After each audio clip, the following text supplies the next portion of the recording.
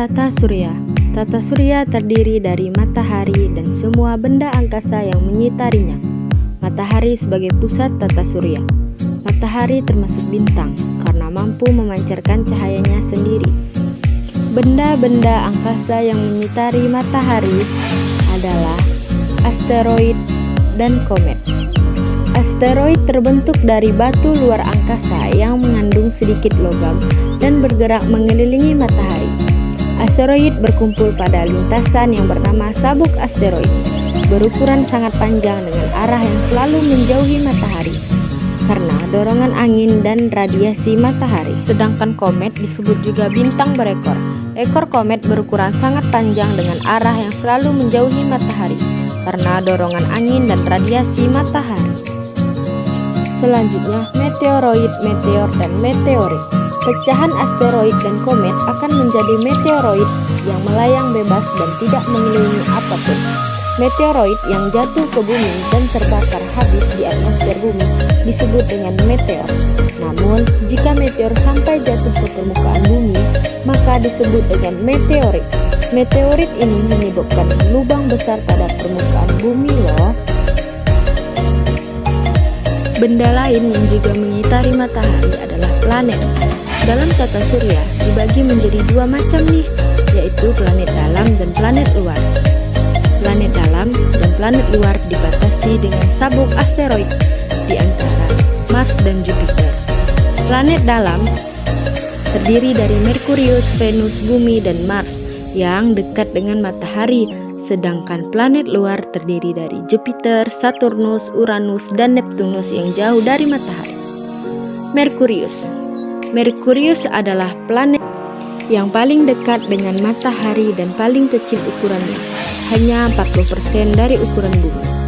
Venus dijuluki juga sebagai bintang fajar dan bintang senja karena terlihat terang dari bumi saat matahari terbit atau tenggelam.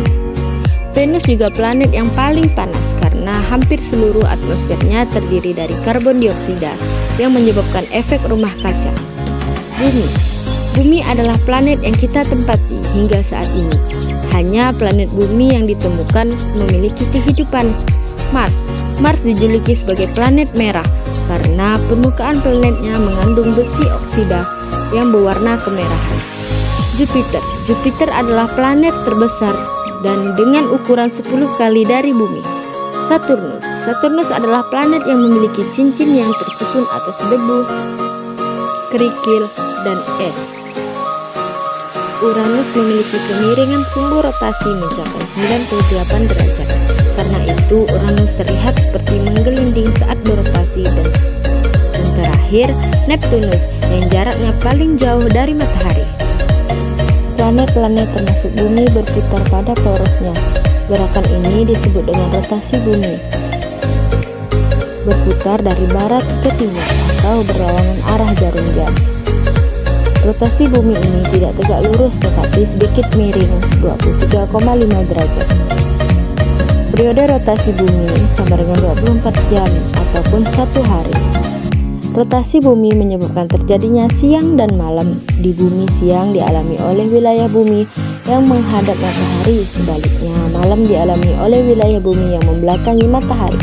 Selain pergantian siang dan malam, rotasi bumi juga menyebabkan hal berikut, di antaranya gerak semu harian matahari, yaitu gerak matahari seolah-olah terbit dari timur dan tenggelam di barat.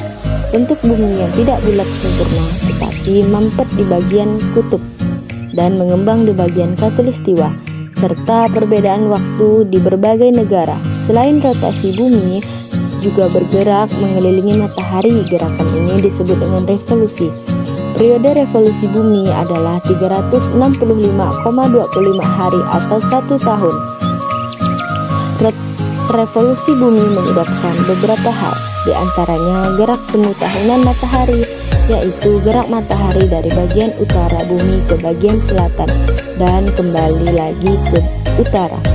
posisi matahari saat tepat di atas khatulistiwa disebut dengan titik kulminasi yang terjadi 2 kali dalam setahun, yaitu pada tanggal 21 Maret dan 23 September.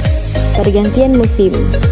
Poros bumi yang sedikit miring menyebabkan intensitas penyinaran di bagian utara dan selatan bumi berbeda. Jika matahari lebih cenderung menghadap ke bagian utara, maka akan terjadi musim panas di bagian utara dan musim dingin di bagian selatan. Begitupun sebaliknya. Saat musim panas lama, waktu siang juga akan lebih panjang. Nah, sekarang sudah paham kan tentang tata surya?